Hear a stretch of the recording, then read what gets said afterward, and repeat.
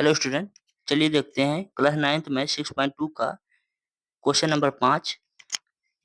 आकृति में PQ और RS दो दर्पण एक दूसरे के समांतर रखे गए हैं।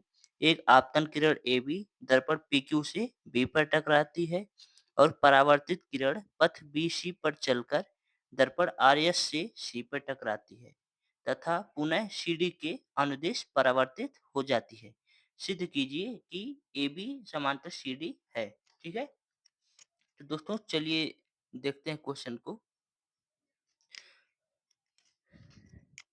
तो हमको क्या कह रहा है कि ये दोनों आपस में समांतर है। तो सबसे पहले इस प्रकार के प्रश्नों को करने के लिए हम जो हमारे क्वेश्चन में दिया गया होगा उसको हम लिख लेंगे। ठीक है? तो दिया है दिया है हमारा PQ समांतर RS। ठीक है? और हमें सिद्ध करना है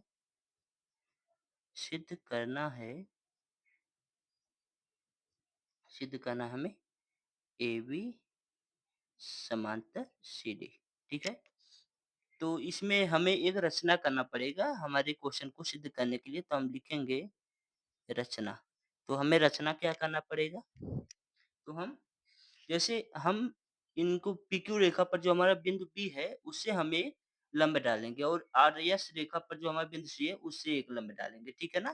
तो चलिए एक लंब डालते हैं इस पर।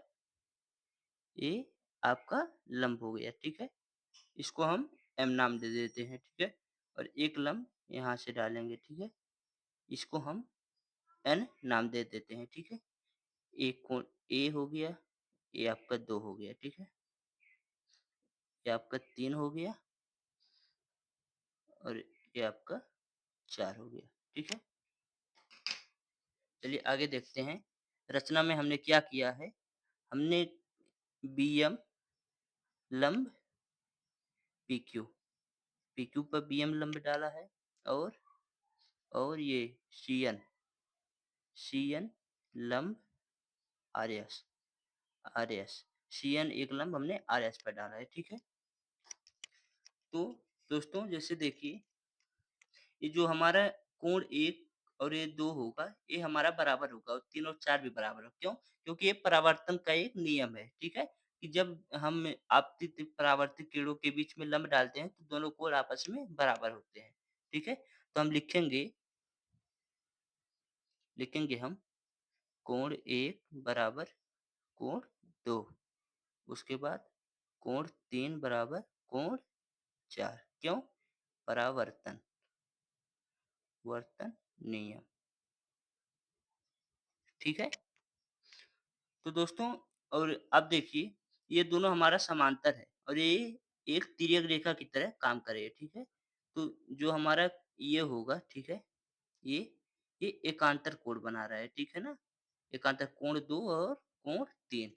ठीक है? तो हम लिखेंगे कोण 2 बराबर कोण 3। क्यों?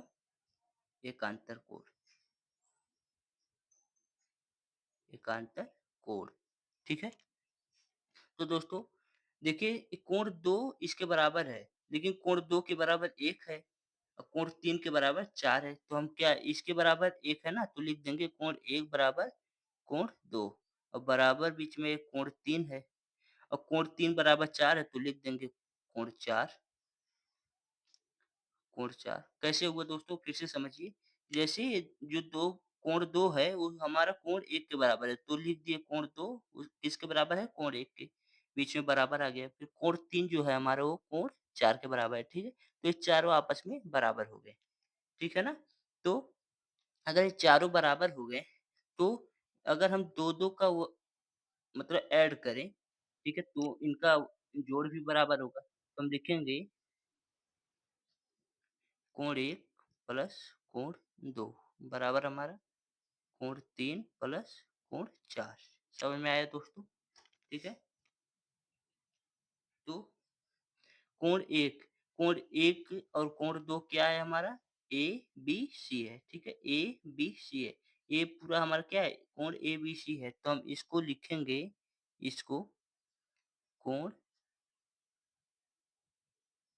कोण ABC बराबर और कोण 3 और 4 क्या है हमारा?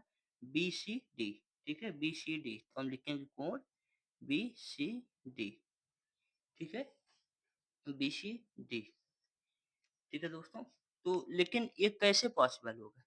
ये तभी पॉसिबल होगा जब इनके सभी बिंदुओं पर ये दूरी बराबर होगी, ठीक है?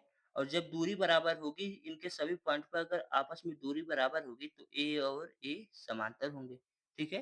तो आपका सिद्ध होता है इसी बात पर कि कोण ABC बराबर कोण BCD एकांतर एकांतर कोण से AB समांतर CD होगा, ठीक है दोस्तों? आई होप दोस्तों आपको ये वीडियो समझ में आया होगा। तो आपका चैप्टर 6.2 पूरा समाप्त होता है और आप शुरू से इस पूरे चैप्टर को देख सकते हैं, जिसका पूरा वीडियो मैंने अपने चैनल पे अपलोड कर दिया है और अपने दोस्तों को भी शेयर करिए। Thank you so much for watching.